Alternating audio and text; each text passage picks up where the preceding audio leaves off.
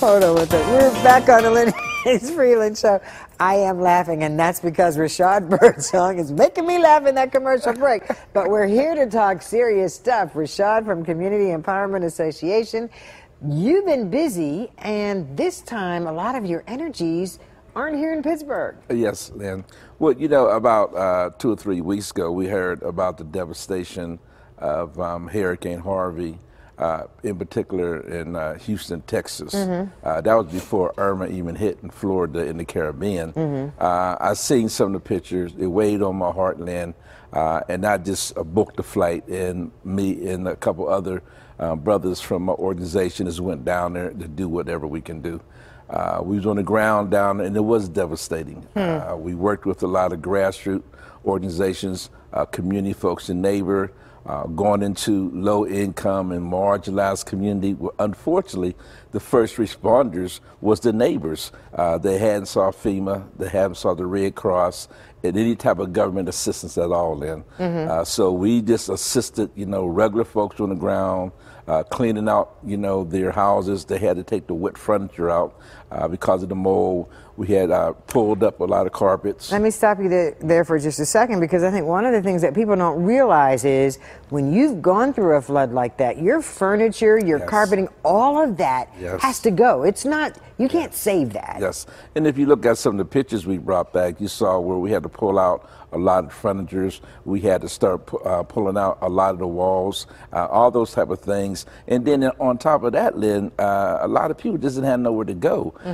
The children still was in the houses, breathing, you know, all the mold and contamination that came in with the water. So we had to kind of do a public health educational piece also in terms of disinfecting things, putting on gloves, putting on masks. All that was part of the intervention that we brought down to Houston. And what was really amazing, Lynn, was to see the level of help that neighbors shared with one another.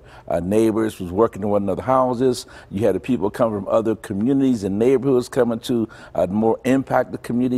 So all those things came together, and you know, but by no means did we put a dent in it. I mean, there's so many things that have to get done. It's going to be years to come before we really be able to address, you know, all the needs that folks in Houston and I'm sure Florida need also. I was going to say, and I think one of the things that strikes me about Houston is Houston happened and they were all over the news. Then Florida happened and they kind of bumped Houston off of the news. And now we see the same thing happening in Puerto Rico. And in the Caribbean islands also.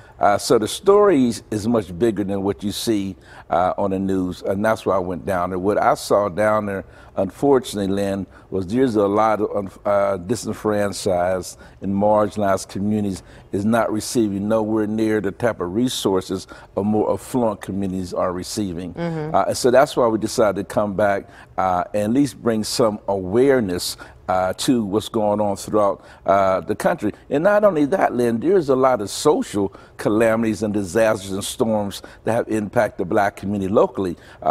We looked at the water situation here in Pittsburgh, the lead in the water. About a month ago, 18 neighborhoods on the north side couldn't drink the water. So we ain't just talking about things, emergency situations that's happening in other states. We're talking about right here in Pittsburgh. You have young women with children that don't have diapers that they need, medical, you know, services that people don't need. So there's a lot of things that we need to address right here locally, which is one of the reasons, in addition to trying to support folks in Houston and Florida and the Caribbean, we want to also start addressing, you know, disaster relief right here in the city of Pittsburgh in your neighborhood. Yes. So a lot of that then happens at a benefit concert coming up on the 7th of October. Talk to me about that. Well, the benefit concert is to bring again some awareness and also be able to raise, you know, some donations, some items that we need. It's going to be October the 7th. We're going to have a marathon. It's going to be from 11 o'clock to 8 o'clock. We're calling for sponsors, volunteers, artists, and we're going to have a phone bank too. So those of you that want to make a pledge, you can call, you know, Community Empowerment Association and make your pledge. For those of you that want to drop off supplies, you can go on my Facebook page and also our website and look for the things that you can drop off. Okay, all right. So from 11 to 8, it'll be music, it'll be information. Yes. Knowing you, there's going to be some booths, some vendors. It's going to be the whole 9 yards. Yeah, we got to have a little party. Yeah. And I mean, I think it's important to note too, because sometimes I think people hear these things and they say, oh, well, there's FEMA, there's this, there's that. Even when they do come through, it's not enough to replace your whole life. No, well, you know what? And a lot of people was talking about insurance. So a lot of these people didn't have no insurance. So FEMA only gives you so much money. Right. Then you have to have insurance. There's a term that's called climate gentrification, Lynn. That means a lot of disasters that have impacted poor communities have been uprooted and they have not come back home, just like Katrina. I was going to say, a lot of those folks from New Orleans. They still spread out throughout, so developers, this is a prize for them. But for poor folks, it's very devastating. So that's why we got to reach out to our brothers and sisters abroad and assist in this type of effort. And even you talk about that relocation process. There are people in Houston who were relocated from New Orleans. That was talked about. So they've been through this twice. Yes, that was talked about. People was down at the compound of the situation.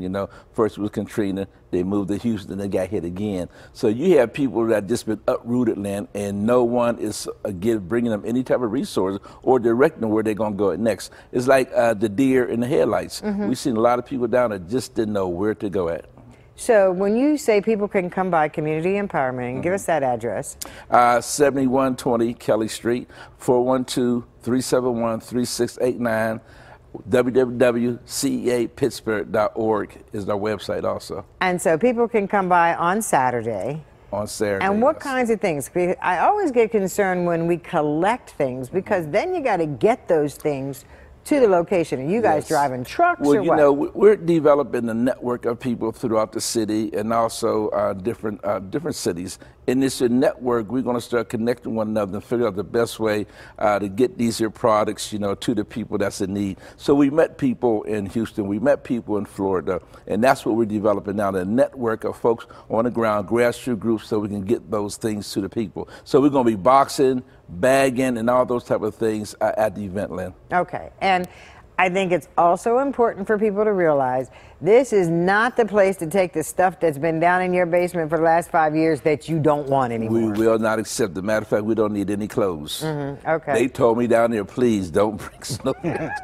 They have enough clothes. So, emergency items, we're looking at, diapers, water, bandage, gauze, those type of things, that you can bring. Something small, low-hanging type stuff that you would need. And we'll deal with the greater things a little bit later once we organize this to the scale of the need. But we're really asking everybody to come out and participate at some level, Lynn. Okay, so 11 to 8 on the 7th. Now, is there an entry fee? Is there going to be a pay-as-you-go? We're going to have like? kids up to 12 free, 12 to 18 $5, and above that's $10. All these are donations, Lynn, that we bring to the table, yes. So you pay $10 to get in, but you could also then put something in a box or make a donation. You could donate $50 to $100. We just that entry fee will also proceeds will go to this effort in this event also. Now, you gonna have food? Y'all always have food out there. We're gonna have food, and we're gonna have vendors. And remember, Lynn, this is the first event. This is gonna be going on ongoing. We're gonna be trying to have these type of efforts